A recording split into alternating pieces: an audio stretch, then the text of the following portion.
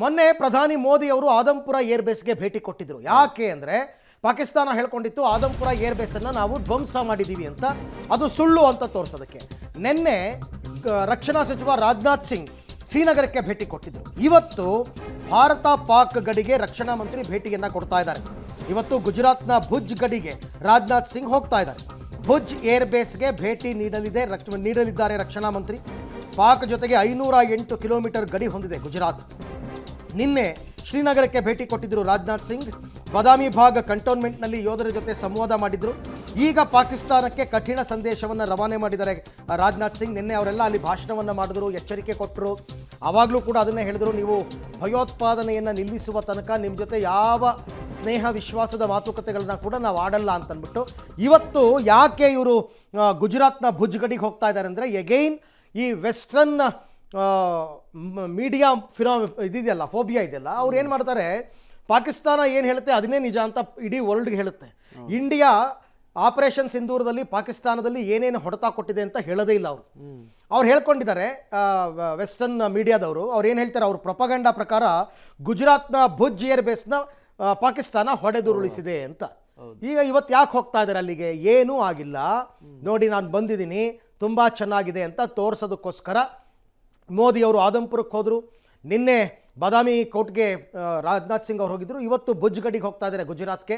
ಪಾಕಿಸ್ತಾನದ ಹಸಿ ಸುಳ್ಳುಗಳನ್ನು ಜಗತ್ತಿನ ಮುಂದೆ ತೆರೆದಿಡ್ತಕ್ಕಂಥದ್ದು. ಇವರೆಷ್ಟು ಸುಳ್ಳು ಹೇಳಿದ್ದಾರೆ, ಏನೂ ಹಾನಿ ಮಾಡೋಕ್ಕಾಗಿಲ್ಲ ಅವ್ರ ಕೈಲಿ. ನಮ್ಮ ಏರ್ ಡಿಫೆನ್ಸ್ ಸಿಸ್ಟಮ್ ಅವರ ಎಲ್ಲ ಡ್ರೋನ್ ಮತ್ತು ಮಿಸೈಲ್ಗಳನ್ನ ಹೊಡೆದುರುಳಿಸಿದೆ.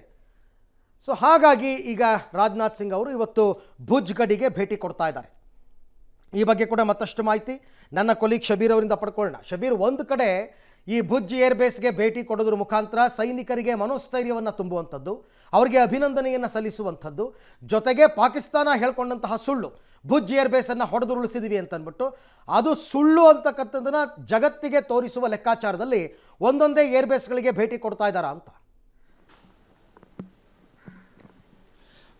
ಖಂಡಿತವಾಗ್ಲು ಈಗ ನೋಡಿ, ಪ್ರಧಾನಿ ನರೇಂದ್ರ ಮೋದಿ ಅವರು ಆದಂಪುರ್ ಏರ್ ಬೇಸ್ಗೆ ಭೇಟಿಯನ್ನು ಕೊಡುವ ಮೂಲಕ ಒಂದು ಮುನ್ನುಡಿಯನ್ನ ಆರಂಭಿಸಿದ್ರು. ಅಂದ್ರೆ ಭಾರತದಲ್ಲಿ ಯಾವುದೇ ರೀತಿಯಾದಂಥ ಡ್ಯಾಮೇಜ್ಗಳು ಆಗಿಲ್ಲ ಅನ್ನುವಂಥದ್ದನ್ನ ಇಡೀ ವಿಶ್ವಕ್ಕೆ ತೋರಿಸುವಂತ ಪ್ರಯತ್ನವನ್ನ ಮಾಡಿದ್ರು. ಅದರ ಮುಂದುವರೆದ ಭಾಗವಾಗಿ ಈಗ ರಾಜನಾಥ್ ಸಿಂಗ್ ಅವರು ಬೇರೆ ಬೇರೆ ಏರ್ ಬೇಸ್ಗಳಿಗೆ ಭೇಟಿಯನ್ನು ಕೊಡ್ತಾ ಇದ್ದಾರೆ. ಮುಖ್ಯವಾಗಿ ಕಾಶ್ಮೀರಕ್ಕೆ ಕೂಡ ಅವರು ಭೇಟಿ ಕೊಟ್ಟಿದ್ರು, ಶ್ರೀನಗರಕ್ಕೆ ಭೇಟಿ ಕೊಟ್ಟು ಅಲ್ಲೂ ಕೂಡ ಯಾವುದೇ ರೀತಿಯಾದಂತಹ ಹಾನಿಯಾಗಿಲ್ಲ ಅನ್ನುವಂಥ ಸಂದೇಶವನ್ನು ರವಾನಿಸೋದರ ಜೊತೆಗೆ ಸೈನಿಕರಲ್ಲಿ ಒಂದು ಆತ್ಮವಿಶ್ವಾಸವನ್ನ ಮೂಡಿಸುವಂಥದ್ದು, ಆತ್ಮಸ್ಥೈರ್ಯವನ್ನ ಮೂಡಿಸುವಂತ ಕೆಲಸವನ್ನ ಕೂಡ ಮಾಡಿದ್ರು. ಈಗ ಇವತ್ತು ರಾಜನಾಥ್ ಸಿಂಗ್ ಅವರು ಭುಜ್ ಏರ್ ಬೇಸ್ಗೂ ಕೂಡ ಭೇಟಿಯನ್ನ ಕೊಡ್ತಾ ಇದ್ದಾರೆ. ಪಾಕಿಸ್ತಾನ ಈ ಹಿಂದೆ ಇಲ್ಲೂ ಕೂಡ ಒಂದಿಷ್ಟು ದಾಳಿಗಳನ್ನ ಮಾಡೋ ಮೂಲಕ ಡ್ಯಾಮೇಜ್ ಅನ್ನ ಮಾಡಿದೀವಿ ಅನ್ನುವಂತ ಹೇಳಿಕೆಯನ್ನ ಕೊಟ್ಟಿತ್ತು. ಸೊ ಇವತ್ತು ಅಲ್ಲಿಗೆ ಹೋಗೋ ಮೂಲಕ ಅಲ್ಲಿನ ಪರಿಸ್ಥಿತಿ ಏನಿದೆ, ಅಲ್ಲಿನ ಚಿತ್ರಣ ಹೇಗಿದೆ ಅನ್ನುವಂಥದ್ದನ್ನ ಇಡೀ ಜಗತ್ತಿಗೆ ತೋರಿಸುವಂತ ಕೆಲಸವನ್ನ ಮಾಡ್ತಾರೆ.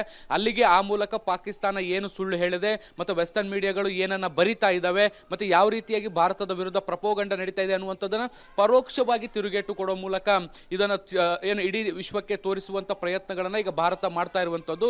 ಅದರ ಮುಂದುವರೆದ ಭಾಗವಾಗಿ ಈಗ ರಾಜನಾಥ್ ಸಿಂಗ್ ಅವರು ಬೇರೆ ಬೇರೆ ಗಡಿಗಳಿಗೆ ಭೇಟಿಯನ್ನ ಕೊಡ್ತಾ ಇದ್ದಾರೆ. ಇವತ್ತು ಭುಜ್ಗೆ ಹೋಗಿ ಅಲ್ಲಿನ ವಾಯುಸೇನೆಯಲ್ಲಿರುವಂತಹ ಸೈನಿಕರನ್ನ ಭೇಟಿಯಾಗಿ ಅವ್ರ ಜೊತೆಗೆ ಮಾತುಕತೆಯನ್ನು ನಡೆಸಿ ಒಂದಷ್ಟು ವಿಶ್ವಾಸ ತುಂಬಿ ಬರುವಂತ ಕೆಲಸವನ್ನ ಈಗ ರಾಜನಾಥ್ ಸಿಂಗ್ ಅವರು ಮಾಡ್ತಾ ಇದ್ದಾರೆ. ಅರವಿಂದ್, ರೈಟ್, ಹಾಗೆ ಸಂಪರ್ಕದಲ್ಲಿರಿ ಶಬೀರ್, ಮತ್ತೆ ನಿಮ್ಮ ಜೊತೆ ನಾನು ಮಾತನಾಡ್ತೀನಿ. ಒಟ್ಟಾರೆ ರಕ್ಷಣಾ ಸಚಿವರು ಮತ್ತು ದೇಶದ ಪ್ರಧಾನಿ ಸೈನಿಕರಿಗೆ ಅಭಿನಂದನೆಯನ್ನು ಸಲ್ಲಿಸಿ ಅವ್ರ ಜೊತೆಯಲ್ಲಿ ಸಂಭ್ರಮವನ್ನು ಹಂಚಿಕೊಂಡು ಅವರಿಗೆ ಸಿಹಿ ತಿನ್ನಿಸಿ, ಜೊತೆಗೆ ನಮ್ಮ ಏರ್ ಬೇಸ್ಗಳು, ನಮ್ಮ ಸೈನಿಕ ನೆಲೆ ಎಲ್ಲವೂ ಕೂಡ ಚೆನ್ನಾಗಿದೆ, ಏನೂ ಆಗಿಲ್ಲ, ಪಾಕಿಸ್ತಾನ ಸುಳ್ಳು ಹೇಳ್ತಾ ಇದ್ದಾರೆ ಅಂತ ತೋರಿಸುವಂತಹ ಪ್ರಯತ್ನವನ್ನು ಮಾಡ್ತಾ ಇದ್ದಾರೆ.